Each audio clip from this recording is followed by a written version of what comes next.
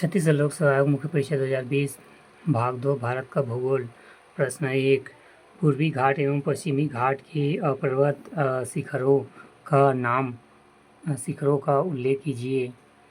उत्तर, पूर्वी घाट के पर्वत शिखर महेंद्रगिरी, नन्नामलई, पालकोंडा, वेलिकोंडा, नागरी, पंचमलई, सेवराय, जवादी, पालनी आदि। पश्चिमी घाट के पर्वत शिखर नीलगिरी, अन्नामलई, सह्याद्री, इलायची पर्वत, पालनी, अगस्त्यमलई इत्यादि। प्रश्न 2, महानदी अपवाह तंत्र का प्रारूप क्या है? उत्तर, महानदी का उद्गम सिहावा पर्वत छत्तीसगढ़ से हुआ है, जिसका अपवाह तंत्र 858 किलोमीटर बहते हुए 1.42 लाख वर्ग किलोमीटर तक विस्तृत है। इस अपवाह तंत्र की द्रोणी छत्तीसगढ़, झारखंड और उड़ीसा में विस्तृत है। इसकी सहायक नदियों में शिवनाथ, हसदेव, मांड, ईप, जोग आदि आते हैं। प्रश्न 3, ग्रामीण जनसंख्या में वृद्धि के क्या कारण हैं?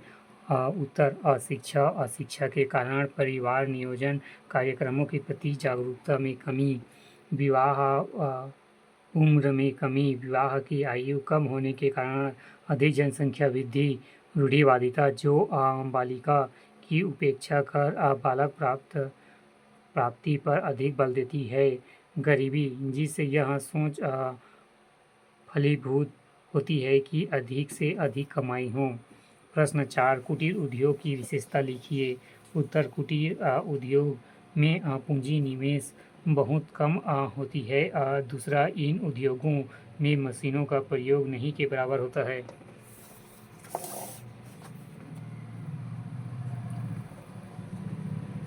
तीसरा, कुटीर उद्योग में स्थानीय स्तर पर कच्चे माल का प्रयोग किया जाता है। दूसरा, इन उद्योगों द्वारा प्राय स्थानीय आवश्यकताओं की पूर्ति की जाती है, जैसे कि कागज बनाना, टोकरी बनाना आदि। पाँचवा प्रश्न 5, दामोदर नदी घाटी परियोजना कब और क्यों बनी?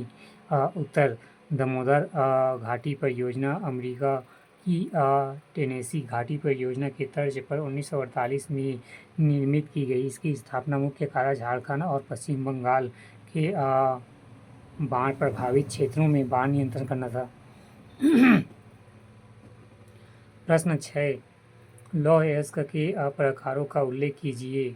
उत्तर, लौह अयस्क लोहांश की उपस्थिति के आधार पर 4 प्रकारों में विभक्त किया जाता है। पहला, मैग्नेटाइट 72% लोहांश की उपस्थिति। दूसरा, हेमेटाइट 60 से 70% लोहांश की उपस्थिति। तीसरा, लिंगोनाइट 35 से 50% लोहांश की उपस्थिति।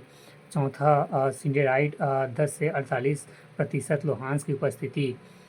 उत्तर की शब्द सीमा 60 अंक 4। प्रश्न 7, भारतीय कृषि स्वरूपों पर जलवायु के प्रभाव का वर्णन कीजिए। उत्तर, भारतीय कृषि में जलवायु का महत्वपूर्ण योगदान है। पहला, खरीफ की फसलें वर्षा ऋतु में होती है, जिसके अंतर्गत चावल, गन्ना, कपास, मूंगफली, सोयाबीन, ज्वार, उड़द, मूल, जूट, पटसन, अरहर आदि की फसलें आती है, जिनको उच्च ताप व आर्द्रता की आवश्यकता होती है।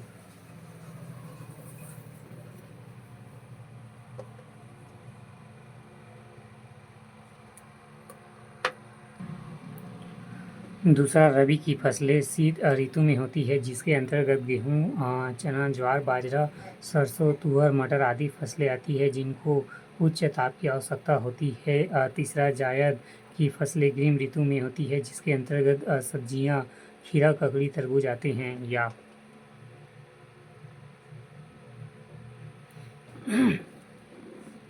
भारतीय कृषि पर जलवायु का प्रत्यक्ष प्रभाव पड़ता है। यहाँ जलवायु की विविधता के कारण खरीफ फसलों में चावल, कपास आदि, रबी फसलों में गेहूँ, सरसों आदि तथा जायद फसलों में सब्जियाँ, खीरा, तरबूज आदि की खेती की जाती है। इसके अतिरिक्त हिमालयीय ठंडी जलवायु के कारण कश्मीर में केसर की खेती,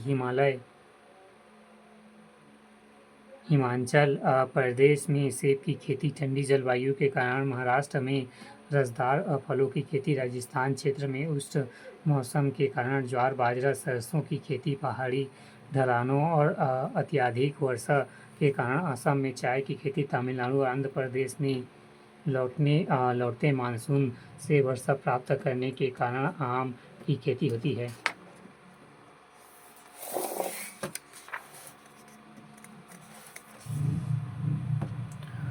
प्रश्न 8 भारतीय कृषि में श्वेत क्रांति के आयाम क्या है? उत्तर, भारत में पर्याप्त दूध आपूर्ति के उद्देश्य से श्वेत क्रांति की शुरुआत की गई। इस क्रांति के तीन चरण।